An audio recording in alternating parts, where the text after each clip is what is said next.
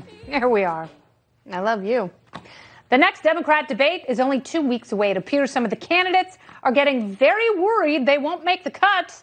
Among them, crowd favorite Andrew Yang. He's got a wildly enthusiastic fan base. He's raising millions of dollars, exciting voters in ways never before imagined, but so far he has not reached the polling threshold to get on the stage.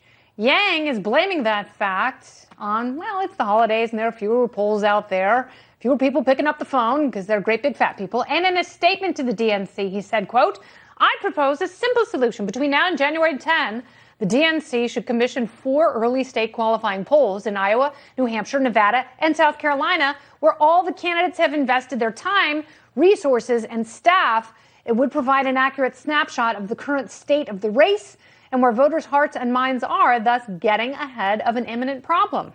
The DNC said no. So what does that mean for candidates with the primary season just 1 month away? Joining me now to discuss former Ted Cruz campaign pollster and WPAi Intelligence CEO. Chris Wilson is back. Welcome back. Hey, thanks, Kennedy.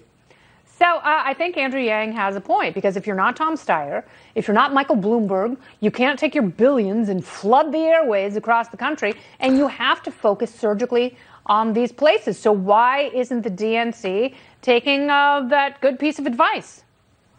Well, I mean, the real reason why they're not doing it is because they're out of money, Kennedy. The RNC has been setting fundraising records in 2019. The DNC hadn't been able to pay off its debt from 2018 yet. So Yang's asking them to do something completely reasonable. They set an odd process to qualify for these debates. And because there, as you pointed out, over the holidays, there's not a lot of polling that goes on, and they're not just going to let everybody get on the stage, although at this point they probably could. So because there's no polling, Yang doesn't qualify. You're right, it favors the rich candidates like the Steyers and the Bloombergs, but it also favors those who already have name ID. Yes. And the Elizabeth Warrens, the Bernie Sanders who ran before, those types, and it puts the Yangs and frankly the Klobuchars and some of the other lower tier candidates who have been focusing on Iowa and New Hampshire and running strong campaigns there, it puts him out of the picture.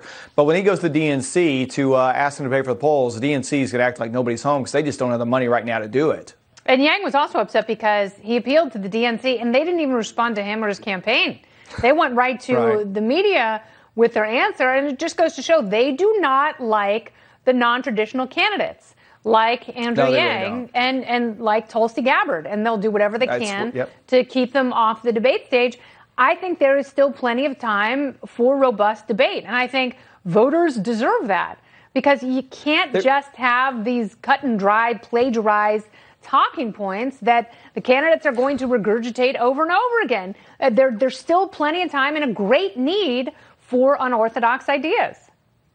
No, that's right. And I do think, Yang, as you mentioned, Gabbard, I was about to say her right before you did. I mean, they do represent a different view within the Democratic Party, but it's one that deserves to be represented up on the stage. Yeah. And it's unfortunate the way in which the DNC has set up this process. And it makes me appreciate the 2016 process and the way that the RNC set up the debates and moving into the New Hampshire primary, the Iowa caucus, New Hampshire primary, South Carolina, Nevada. I mean, it was a much more inclusive process. And I think after this whole election, the primary is over, the DNC is going to look back and realize they made a mistake. They alienated a lot of people who didn't need to. And frankly, it's why they're having so much trouble raising money, where, I'll point out again, the RNC is setting records. It's a much bigger job than Tom Perez is capable of. And if you look back, like, From 2016, the corruption within the DNC, they have not reconciled that, and it will ultimately turn off voters, and it is a great disservice. Chris Wilson, thank you so much.